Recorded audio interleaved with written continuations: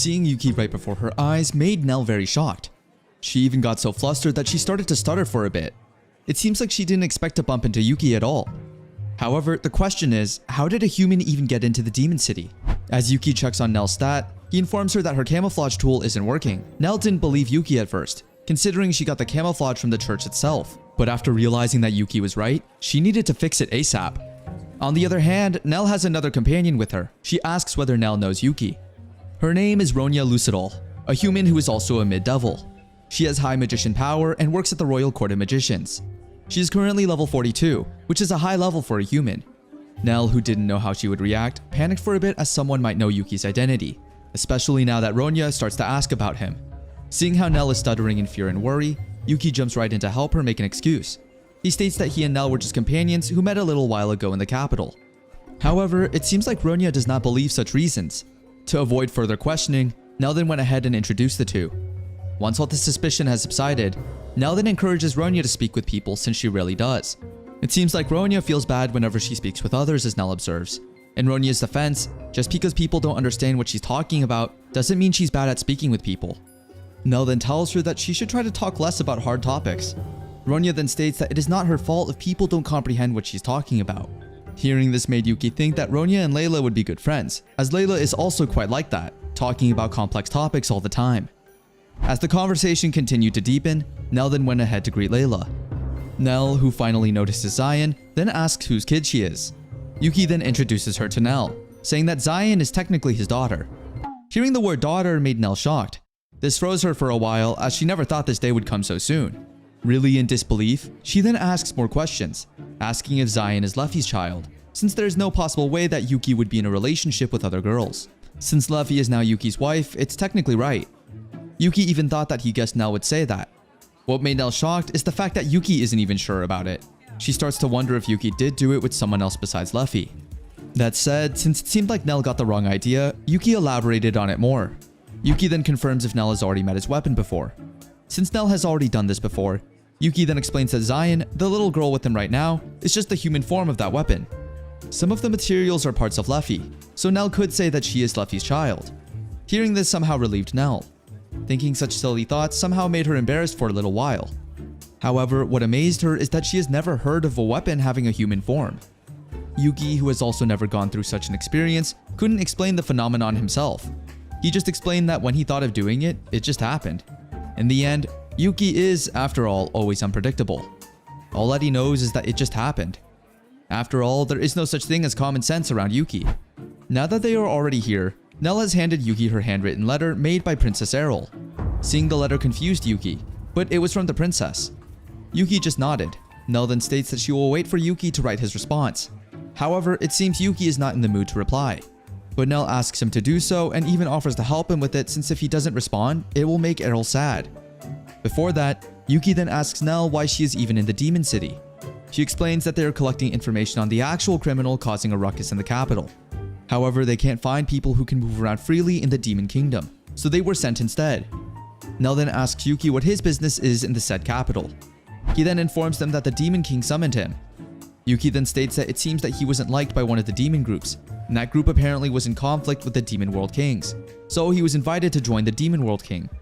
Nell also heard that two groups were on the verge of fighting in the Demon World, but to think that Yuki would join one of them is such a shock. Yuki then states that a group of demons is your enemy, so it shouldn't be a problem. That's why Nell asks if it is okay if they exchange information. Although it is not okay to do so, Yuki trusts Nell more than the Demon King himself.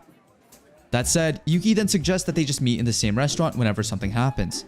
After all, the food in the said place is so great and affordable, so they will definitely come back no matter what. Other than that, Yuki then hands them 2 transport balls. The other ball will light up when one pours magic into it. It is known that Yuki has set this up in dungeons so that when there is an emergency, they will be able to teleport back. That's why he hands these balls to Ronya and Nell, so that in case of emergency, they will be able to use them. As soon as Ronya gets her hands on the crystal balls, she was so mesmerized that she even froze.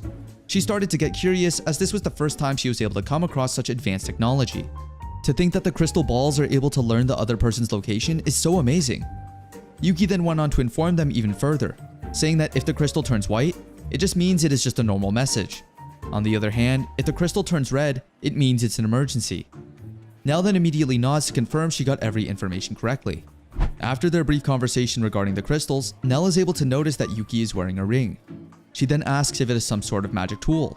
Yuki then states that it is not, adding that it is a gift Luffy gave him since they had already gotten married. This shattered Nell's world like a giant rock was above her head. The heaviness of her emotions is beyond describable, as the thought that the person she admired is now married to someone.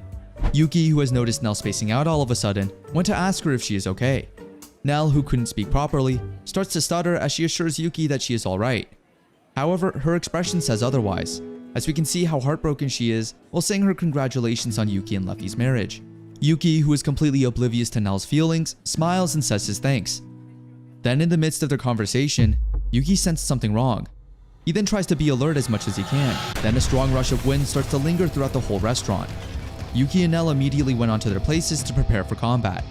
Yuki then calls on Zion as they are now about to fight hand in hand with enemies. Zion then transforms back to her sword form. Seeing this amazed Nell, as she never thought that Zion was a sword. On the other hand, Yuki starts to analyze the situation. But it doesn't make any sense since, as he looks into it, the attack came from outside. Then as he looked around, they were shocked to see a familiar face. Yuki then states that he thinks he saw something he doesn't want to remember. As Nell looks into the enemy's face, she is able to realize that it's the same undead as the one from the capital before. Layla then enters the scene, explaining that it is the final stage of overdosing on the forbidden drug. Yuki, who doesn't have any idea what a forbidden drug is, asks Layla about it. Layla, who has a lot of knowledge on these things, has further explained that when someone consumes it, it lets them constantly absorb the magic around them. The drug lets the victim temporarily increase their physical and magical abilities to a large extent. This explains why the zombie back at the capital is so strong and can't be easily defeated. Yuki then asks whether that is just doping. As he guesses, that's what they get. Layla then further explains more about it. She added that based on her knowledge, when someone overdoses by consuming a lot of forbidden drugs, more than their body can accommodate, they can't stop absorbing magic. Although it may seem like a good thing to some, considering this would make them stronger, however, too much of anything is bad. Eventually, these victims' bodies can't retain their form. As a result, they then end up destroying their body and losing self-awareness. But 10 years ago, similar undead appeared in large amounts, just like what happened in the capital and today. Because of that, the manufacturing and distribution of the drugs were strictly prohibited and monitored by the officials. The drug was then designated as forbidden because of the current Demon King. But there is more to come. Now that all this information has been made clear to Yuki, Yuki has grown curious if the drug has a side effect that allows its consumer to regenerate and gain more strength. Layla then states that the drug doesn't have that type of effect based on what she knows. However, as Yuki thinks more about it, back when he was in the capital, he is so certain that the muscle creature he had fought before had those skills, so there's no way it was just a coincidence or something. Nell, who is quite shocked by how calm Layla and Yuki are despite such a situation, snaps them back to reality. Now that Yuki has thought about it, he vividly remembers that Layla once told him that she beat that creature 10 years ago. Layla then explains that she didn't technically kill the same monster they are seeing now, as at that time, it was originally a human. She just cuts it up or burns it since the weaknesses are still human. But if it really has the skills that Yuki is mentioning, Layla doesn't think they can ever defeat such a monster as they usually do. As a result, there is no way a simple burning and cutting would do the job. Yuki has no choice but to ask Nell to help with the fight like before. Nell, who knows what she needs to do, prepares her holy magic. Since Ronya also has the same magical powers as Nell, she volunteers to help with the fight. That said, now that the plan is already laid, Yuki tells the girls that he will buy them time while they get their magic ready. Yuki then jumps off the restaurant's windows, aiming his sword at the monster's limbs. Yuki then chops them off, piece by piece. Just right on time, Nell and Ronya are able to collect as much holy magic as they need. That said, with one blow of her magic, Ronya releases her spell called the Deep Swamp of Darkness. As the swamp flooded in, the monsters got easily eaten up by it.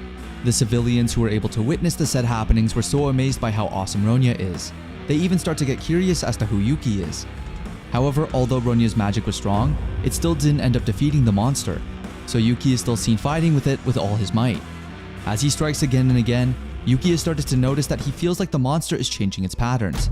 To make it even worse, the monster can extend its arms. That said, this made Yuki worry as he might not be able to defeat it at all. Ronya then jumps right in once again, expelling her red bullet spell. On the other hand, Yuki, who is literally blown away by the monster's attacks, stands up to ready himself to fight once again. Yuki then analyzes the situation. After a while, he is able to notice that the monster has decided to dislocate his joints so he can extend his arms. After all, he can generate indefinitely like the Pirate King. Also, Yuki can notice that the monster is becoming more difficult to defeat since his blade Zion cannot slice through it anymore like before. In short, the monster is getting tougher and tougher with each attack. Also, Yuki is able to notice some magic-looking things beneath the monster. He concluded that those things under his feet were probably a countermeasure against Ronya's magic. The monster knows his current fighting style is the most suitable for this battle, as if he already has a mind of his own. This made Yuki worried so much since the previous monster he was able to fight back at the capital didn't have this ability. As a result, Yuki has concluded that if it keeps getting stronger like this, he himself doesn't know what's going to happen next. But Yuki is certain that if this continues, many people will get affected, which is something that he hopes to avoid. That's why, even though it may look like they don't have any more chances of winning, Yuki still hopes that they do. That said, saying all his prayers inside his head, Yuki then turns his attention to Nell, who's still at the restaurant trying to make her magic work no matter what. Yuki thinks Nell would be their last hope, as there's no other way they can defeat such a monster without holy magic. That said, now that Nell has collected as much holy magic as she can, she conditions herself first. And when she was finally in the mood, she then went on ahead to cast it with all eagerness and power. By looking at her face, we can tell that she is hoping she can defeat it no matter what. As her spell finally reaches the monster, now the question is, would her salvation magic work the same way it did before? It's just a matter of time before we know about it. As the rush of her magic slaps the monster's body so hard, everyone is shocked by the impact it has made. The sound of its impact trembles the ground so hard. Now that Yuki has seen this as an opening where he and his mighty sword can come in and counterattack, Yuki asks Zion to activate her wind magic. While the regeneration effect of the monster is currently at a halt as a result of Nell's holy magic, Yuki is hoping that with the use of his wind magic, he will be able to stop the monster from regenerating at once. As he slashed the monster's body in half, blood and other body fluids started to splash all over the place. Yuki, who looks so motivated and eager to win, tries to make sure that the monster will not create havoc anymore in the said city. It seems like Yuki's slash technique happens to work well, as it ended up in him finally defeating the said monster in one go. As the city starts to crumble after the said intense fight, Yuki starts to breathe so deep as a result of exhaustion from all the fighting they did earlier. As he finally is able to take a deep breath, Yuki sighs in frustration as he thinks of the fact that what if Nell wasn't in the city at that time? Things would definitely be a lot worse than it is already. That's why he is so thankful that Nell is in the same city as he is now.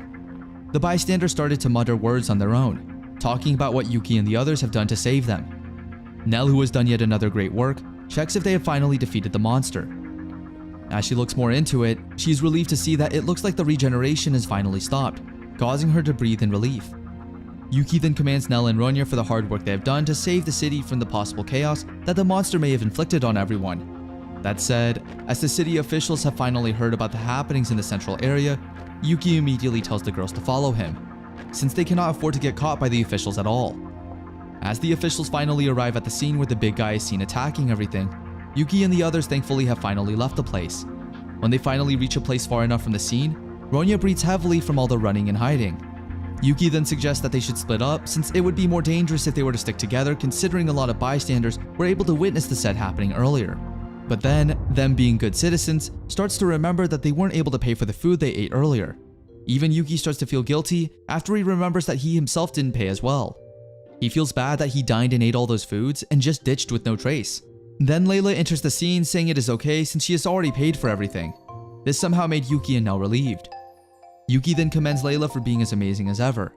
That's why since that day, Yuki will now keep her in charge of his wallet. After they finish having the brief conversation, Yuki along with Layla says their farewell to Nell as they will now part ways for safety purposes. As Yuki and Layla walk the other way, so does Ronya and Nell. With a big smile on her face, Nell waves them goodbye. As Nell and Ronya make their way to their next destination, Nell states how amazed she is that Yuki hasn't changed at all from the last time they have seen each other. With a cold look on her face, Ronya then asks Nell if she was really that happy to see Yuki. Nell, who was confused about Ronya's question, couldn't answer at first, but when she finally grasps what Ronya meant, she states that she was indeed happy to see Yuki because she has really admired how strong and reliable he is. For her, it is quite assuring to meet someone again whom she has built a good bond with. It is also quite apparent that Yuki has gotten a lot stronger since the last time she saw him. She knows that even if she fights him seriously, she doesn't think she'll match up to him anytime soon. Ronya, who has witnessed how strong Yuki is, can't agree more with what Nell said. She states that Yuki was really powerful. She doesn't even want to believe that he was stronger than Nell. On the other hand, to also think that Yuki is an acquaintance of Princess Errol from what she has heard from the conversation before, Ronya has concluded that Yuki was probably that masked guy that took part in the suppression of the civil war back in the capital. And to think that Yuki is a demon who helps civilians makes Ronya even more amazed. That's why Ronya has finally realized why the king doesn't want to talk about him. Now she fully understands why Nell trusts Yuki so much. With a wind smile on her face, Nell tries to hide her pain, as she states that she only sees Yuki as a friend. But we all know that it's not the case at all. That said, a night in the demon world, with a smile, a true feeling was hidden. Now that Yuki and Layla have officially accepted the Demon King's request, they've now decided to stay at his palace for the time being. As Yuki is resting well on his bed, in the massive guest room that the Demon King has prepared, the Demon King, on the other hand, is preparing other things for his guest. Naflaz, the elf's leader, entered the room where Demon King Final is at. As the king asked her to do, she wrote down what she could do about the things. As Naflaz hands over the piece of paper where she wrote all the important information she has gathered, King Final then states his thanks for the massive help Naflaz has done. That said, as promised, the Demon King will give the humans trying to invade the elf forest fake information. This way, the elves will be able to live their lives in peace once again. On top of that, the elves should be able to avoid a war for a while. Hearing this made Naflaz relieved for her people. As Final reads through everything that Naflaz has written down, he's able to find a bunch of interesting titles written down. One of the titles reads, World, Demon Lord, Mankind Enemy. However, Naflaz states that the craziest one she is able to come up with is the one after that title. As Final reads the name Demon King, he's able to remember the time that Yuki was able to kill the Black Dragon. Hearing this made Naflaz think that Final probably did know about everything that has happened. However, King Final reasoned out that he wasn't really that sure before considering he didn't have solid evidence to show at that time. So everything that Naflaz has been able to acquire will definitely help him a lot. Although Naflaz is a bit hesitant to believe Final at all, eventually she does anyway. However, it seems like Final is still looking for something more, so he asks Naflaz if she can't see any more than what she is able to see. Naflaz then states that this is all she can do for now, considering it has been a while since she couldn't see someone's full abilities. The Demon King shares that if it's possible, he would like to maintain a long relationship with Yuki. On top of that, he also would like to maintain friendly relationships outside of work. In the midst of Final and Naflaz's conversation, a man enters the room who looks like Final's servant. The man then states that he has come to report something important to the Demon King. Final then gives him permission to talk, stating not to mind Naflaz, who is across the table. Obeying the Demon King's order, the man states that Demon Lord Yuki made contact with the human hero. After that, they encountered someone suffering through the last stage of the forbidden medicine. And the most shocking part is that they were able to defeat them all. Final then asks if there is a report regarding a human hero entering the demon realm not too long ago. The man then states that based on the reports that he has gathered, the said hero was at the demon city for other reasons than to meet up with the demon lord, but she just ended up coincidentally meeting him at the restaurant the other day. So on top of that, they encountered an artificial undead. This just shows that they got something up. It is then revealed that the Demon King has finally grasped the true intention of Nell and Ronya in his realm. It is revealed that the hero's group is actually after the other demon faction. Hearing this made the Demon King relieved, as it meant that Yuki is not betraying them at all. That said, the Demon King has decided to leave Nell and Ronya alone, as he sees them to be no threat to their plan. However, the Demon King couldn't somehow forget the fact that these artificial beings indeed looked like they were preparing to invade Regeg. Looks like they are trying to measure how to best employ them and how good they are at buying time. This way they will be able to be prepared on the day of their attacks. That said, the Demon King then orders sending the Special Operations Unit to specific places he has decided to put them. However, he made it clear to his man to make everything as discreet as possible. He doesn't want the enemy to know what they are up to, so it is safe to say that the man should continue doing what he does as he usually does it. That said, the man then left the conference room, leaving Naflaz and Final alone again. Naflaz is quite amazed at the fact that Final learned a lot from just one report. Final then states that this is, after all, his job, so he intends to do it properly somehow. Naflaz then has grown curious about what actually is Final planning. She seems to not get the point of why Final did everything he does now. She can't understand why Final is okay at staying passive and just keeps working around like this. Although Naflaz knows that fighting can cause more fighting, the fact that this is the Demon King we were talking about is just bizarre in many ways. Then, after a slight transition, inside what seems to be Yuki's dream, Luffy is seen with Yuki having a late night walk, or let's just say fly. Luffy, who doesn't have any idea where Yuki is taking her, asks where they are going considering they have been flying for quite a bit already. Yuki then tells her to wait a bit more since they are almost there. However, it seems like Yuki is just lost, and Luffy already knows that he is, considering how close they are. Accepting Yuki's true nature, Luffy just sighs it off since she can't do anything about it anymore.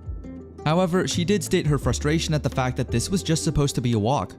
While Luffy is seen blabbering, trying to make Yuki feel guilty, Yuki on the other hand can't take his eyes off the legendary dragon. As he looks at her mesmerizing eyes and face, he is caught up in such amazement to the point that he doesn't even realize he has already called Luffy a goddess. Hearing this somehow made Luffy irritated instead of fluttering, considering this was the first time that Yuki had called her that. Before things get out of control, finally, they arrive at their destination. Seems like Yuki wasn't actually lost after all. As he guides her through the path, they eventually come across a very Roman-like place that is usually seen in fairy tale movies. Seeing the place didn't really shock Luffy at all, considering she had already come to the same place before with Iduna and Rear. However, Yuki did state that he did some work on the place and hoped that Luffy would love it. Yuki then states that Luffy took the dragon's oath, but all that he said was a single sentence. That's why he has decided to prepare a place so he can take the oath he knows of. After saying such romantic things, Yuki then takes Luffy's hand and holds it so tightly. That said, Yuki then took Luffy to the said place, and there he stated his oath. In his oath, he mentioned that he, as the Demon King Yuki, in times of sickness, in times of happiness, and in times of rough times, would pledge to walk alongside Luffy without any doubt at all. He would be very happy to live with Luffy and stand by her in the field of life. Hearing such an oath made Luffy confused, considering Yuki did it in the second voice. But in the end, Yuki did show how much he is grateful to have Luffy in his life. He pledges to make sure to do everything with Luffy no matter what. Despite what happens, he pledges to do everything with Luffy. Luffy, on the other hand, has also said her pledge, saying that she will do the same as Yuki would. After saying their pledges, Luffy then asks Yuki what they should do next. Since Luffy already has her ring on, the way that Yuki remembers it, the two lovers should kiss to tie things up officially. Saying this made Yuki very flustered. However, even though the two are quite shy to do it intentionally, they still go on to come closer to each other and finally kiss one another beneath the shining moonlight while holding each other's arms so tightly. Fast forward, Yuki then wakes up from his long nap at the Demon King's castle. As he stretches his arms to wake his whole body up, he is now ready to conquer the world, just remembering all those good memories. After washing off and eating his breakfast, Yuki then went on to see the Demon King, who was quite worried for Yuki, considering yesterday was a doozy for Yuki. The Demon King already knows that Yuki is so tired from all the fighting. However, he is quite shocked to see Yuki being more energetic than he had expected. With a very huge smile on his face, Yuki couldn't contain his happiness, all caused by that dream he had last night of Luffy. However, the Demon King thought that it was the girl that he had prepared for Yuki. Before the king can get the wrong idea, Yuki immediately explains that it wasn't really the case. To divert their conversation, Yuki then asks about what was the big thing yesterday. Final then states that Yuki has probably heard it from one of his reports. However, the king would explain everything later, as if Yuki really didn't have any idea about it. For now, he wants Yuki to do something for him. Yuki, who is quite shocked by the Demon King's sudden request, then asks what he wants him to do. However, Yuki didn't anticipate what would happen next, as he had never imagined the Demon King would ever request such a thing. With a very gloomy and eerie look on his face, the Demon King is looking all cold while he states to Yuki that he would want the Demon Lord of the Haunted Forest to enter the fighting tournament. The Demon King states that he would definitely appreciate it if Yuki were to do such a thing. However, Yuki, on the other hand, froze a bit as he started to get confused as to why would the Demon King ask for such a request. The Demon King looks so serious while asking Yuki to enter the said tournament. It seems like the king is doing so since he has some plans that only Yuki can fulfill. However, it seems like Yuki didn't believe that the Demon King would ask such a thing. The Demon King explained that the event was quite normal in the demon realm. Since, as everyone might know, almost every single one in the realm wants to prove they are strong, as a result, the event somehow serves as the people's outlet to show off their power. This year, the 4-race alliance meeting will be happening alongside it, so it is expected that a lot more people will come to the event than last year. That means the Demon King thinks that this year's event will be a lot more influential than the previous years. After hearing such festive words, Yuki ended up concluding that the event would be fun. The Demon King then continues to say that the other demons will be sending a lot of competitors to improve their standing. With that said, the Demon King wants Yuki to enter the event and defeat all the enemies one after another. However, Yuki, on the other hand, states that the Demon King should not say the word win so easily. He must not be complacent with Yuki's strength, since he might be the one that would regret in the end expecting so much from a mere demon lord like Yuki. After all, as the Demon King has stated earlier that all the demons are preparing their best to compete in the said event, which simply means that almost all the toughest guys in the demon realms will probably gather up there. Yuki then tries to tell the Demon King that all he can do is just attack head on. This means that he didn't actually have what it takes to enter such a competition at all. However, it seems like the Demon King already knows that Yuki would say such a thing. As a result, he has already checked the contestants one by one, and upon his conclusion, no one in the list of participants is stronger than Yuki. Yuki, who is shocked that the Demon King would go to such lengths, asks isn't it abuse of authority considering he is now trying to use his power to get what he wants? However, instead of listening to Yuki, the Demon King continues his explanation, stating that he would talk with Yuki about the competitors, whose battle styles and weapons Yuki have to worry about later. Seeing how the Demon Lord acts made Yuki conclude that final subordinates might have gone through a lot with a man like him as their leader. The Demon King stating all of these made Yuki conclude that he is definitely pressuring him not to mess up at all. If he was to mess up, bad things would definitely happen in the end. The Demon King then defended himself, saying that he finds his workplace environment to be homey and enjoyable, so he doesn't really see where Yuki is coming from. This made Yuki question himself, that maybe he joined the Demon King at the wrong time. 2 days later, Yuki, Zion, and Layla are seen roaming around the market, getting everything they need. Yuki then informs Layla that the meeting is in 2 days, and the tournament is in 5, which explains why there is an undeniably large amount of people in the city right now. Layla, who couldn't agree more with what Yuki has observed, states that it seems like the capital is in a festive mood. Layla even states that Zion looks excited about everything that is about to happen. However, Yuki quickly shuts them off, saying that all work and no play aren't any fun at all. This made Yuki think of the girls that were left back in the dungeon. He hopes to take them all next time around, but for now, he will try to do the best he could to make Zion and Layla happy and build good memories. That said, the three have entered many places, from seeing fishes in a pet shop, trying out some food, and even playing games.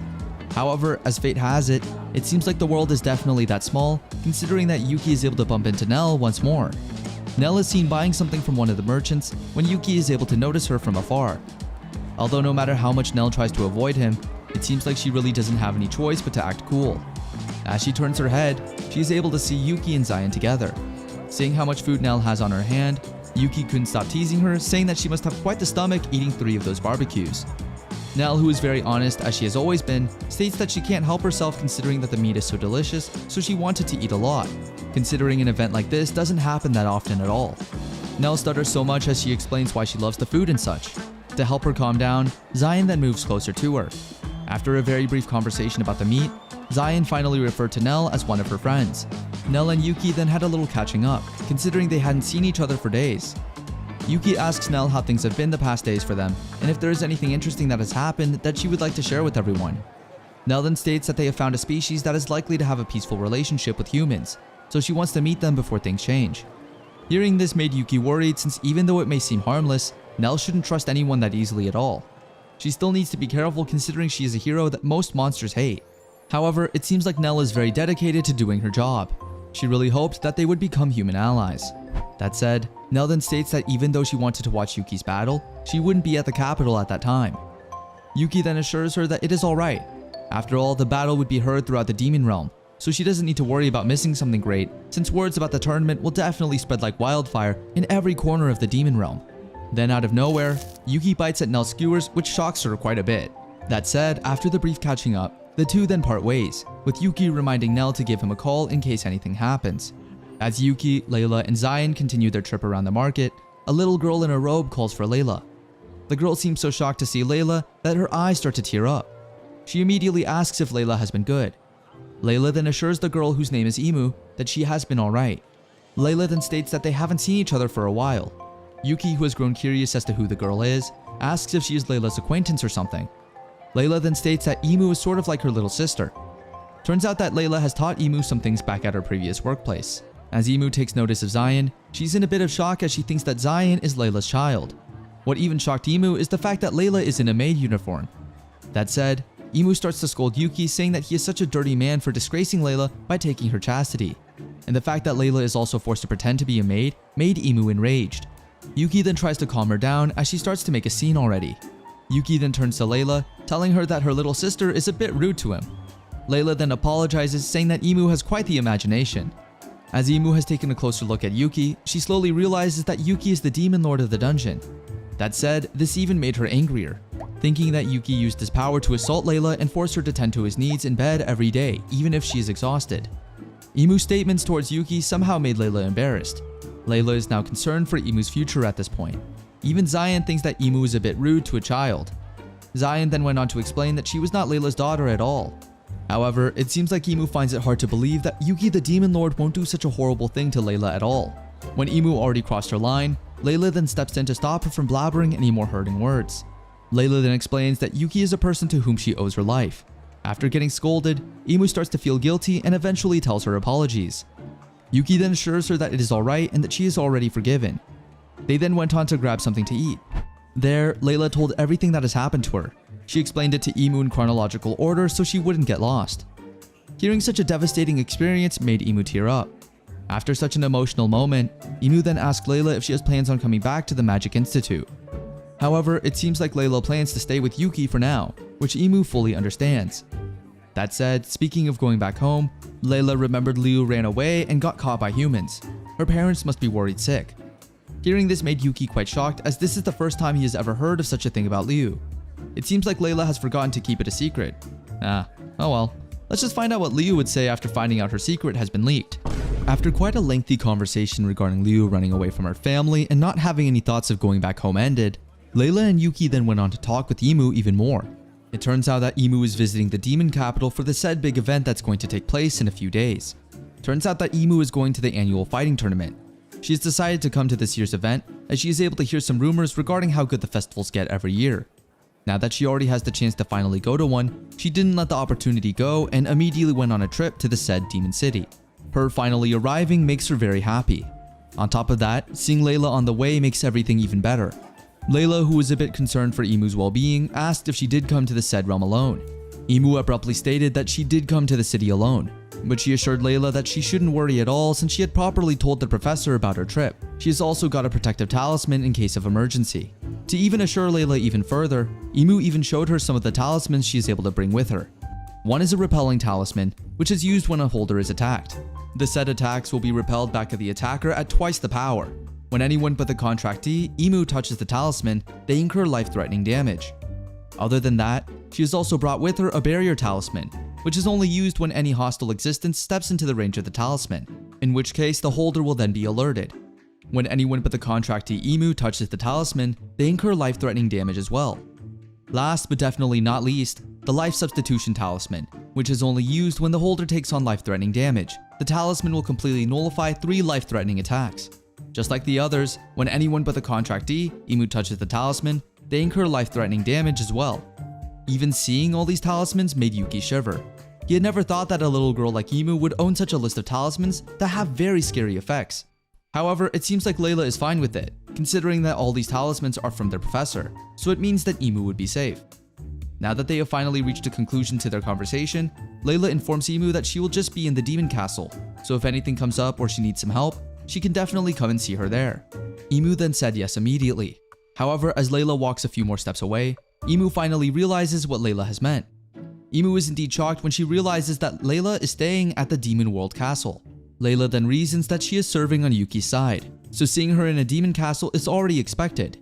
With Yuki and Layla leaving Imu still in shock, they continued walking to their next stop.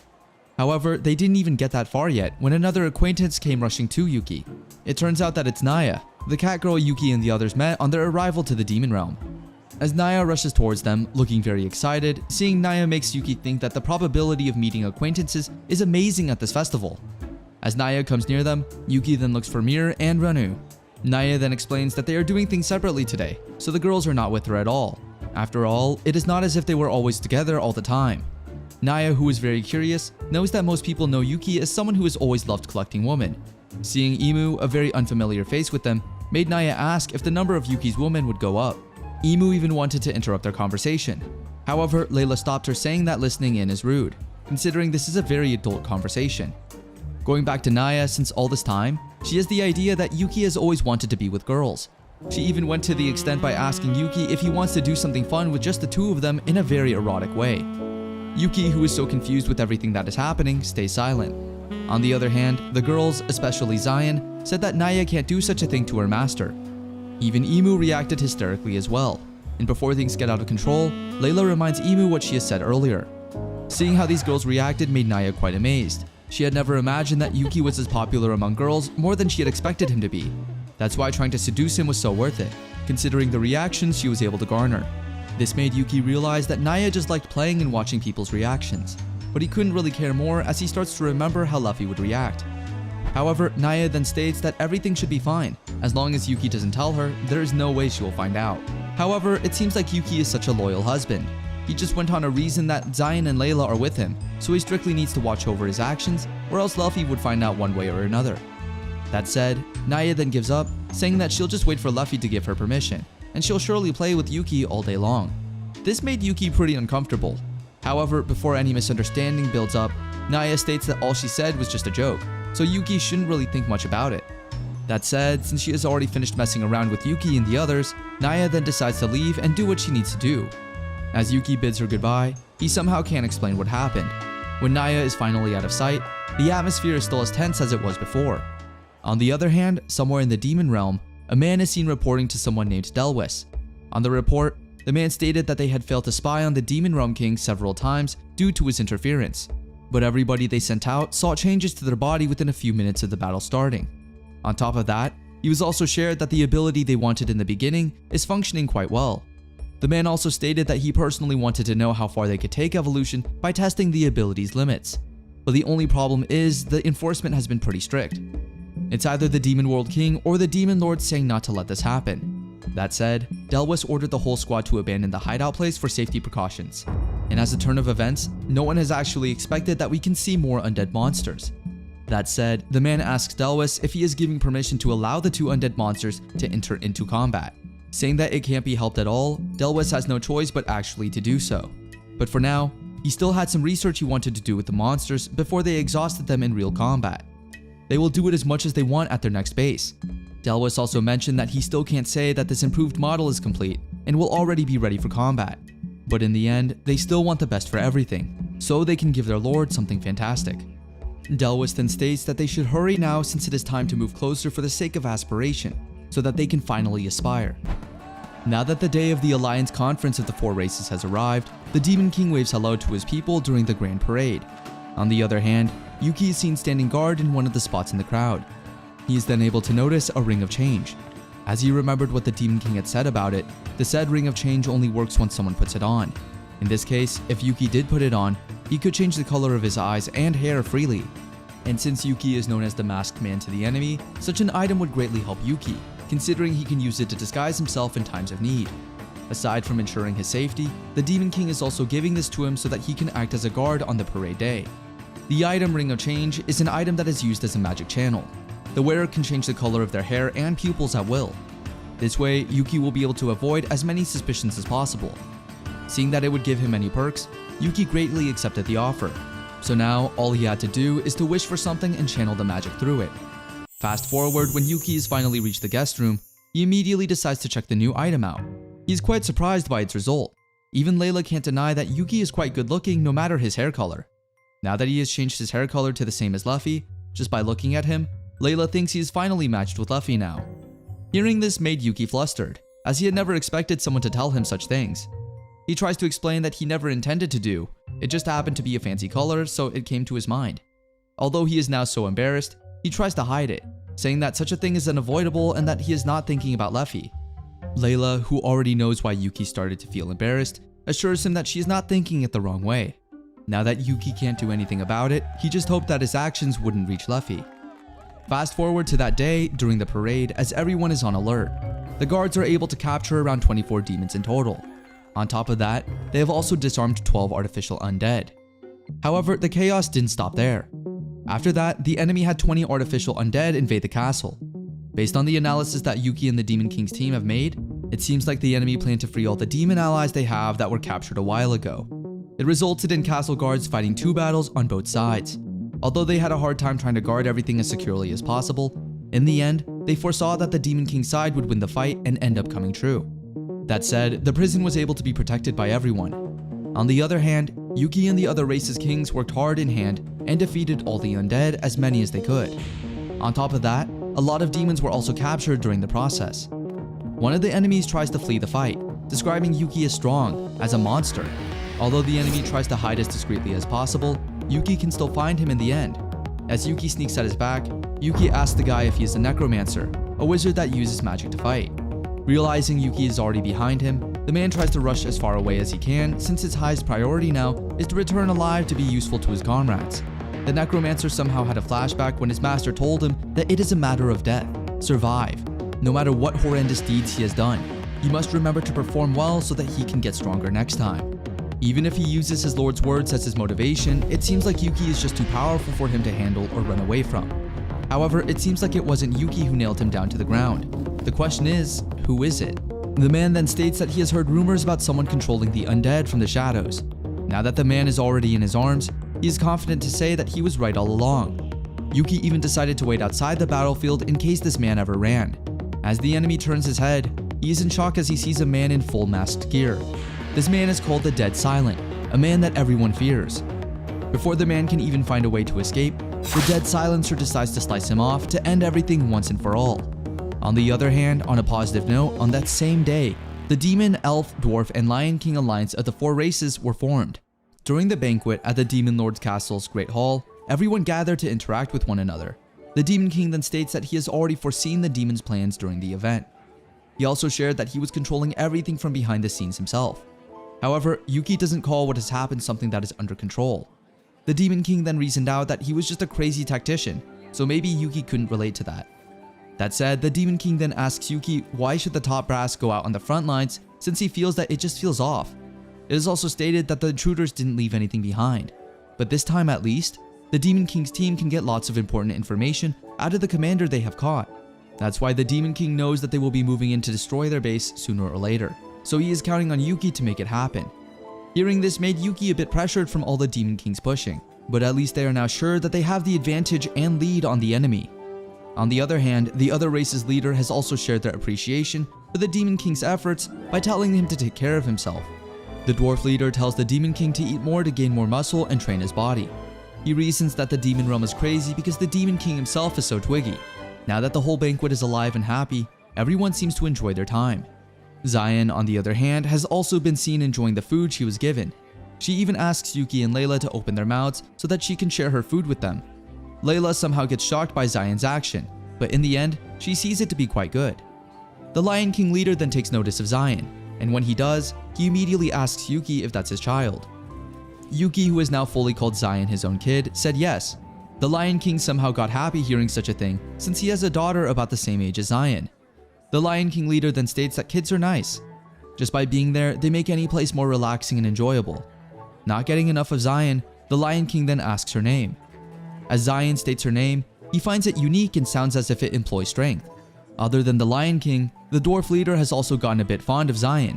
Yuki, who is quite proud of his daughter, couldn't contain a smile. That said, as the banquet continues, everyone is seeing having the best of their lives. The next day, the first day of the fighting tournament began. A long line of people is seen trying to reach the said venue. Yuki, who will be participating in the tournament himself, is also preparing. Since this is his first time joining such an event, he asks what he is supposed to do again. First, he needs to go to the registration area to enter the tournament. Then from there, his matches will be randomly decided. The preliminaries usually have groups of around 40 people fight in a battle royale. Every group's top 3 people enter the next round. Thinking about it makes Yuki worry since 40 people is a lot. Although there are a lot of people who want to enter, Yuki will be able to pass with no problem.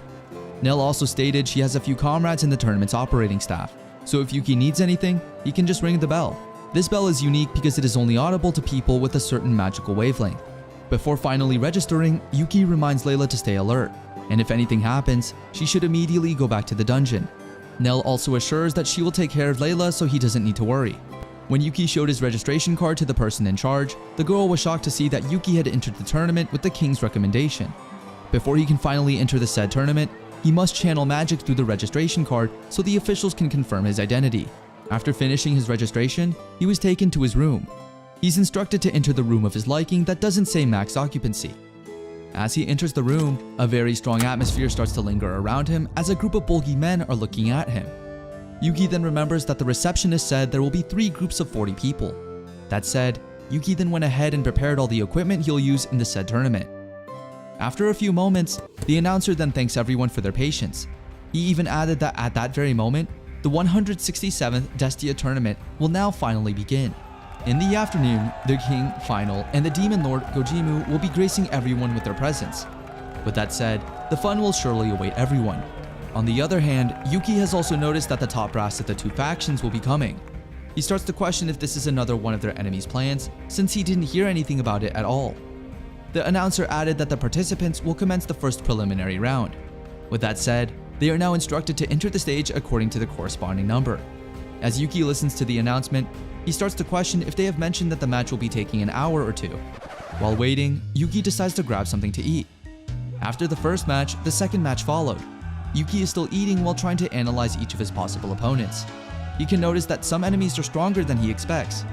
Now that the third match will finally begin, it's now Yuki's time to show off his skills. As he steps right onto the stage, he immediately emits this very powerful energy. Using his special skill, the Demon Lord's Destructive Pressure, he releases destructive pressure to any enemy within a certain distance of the user. Depending on the difference in power between the user and the enemy might fall unconscious. That said, within just a few seconds, Yuki is able to defeat them all in one go. He pretty much stood out, just the way the Demon King wanted. Now that he doesn't need to do anything anymore, he plans to meet up with Layla and Zion to eat somewhere. Now it's only a matter of time before we know what will happen next on Yuki's journey as a Demon Lord in this new world.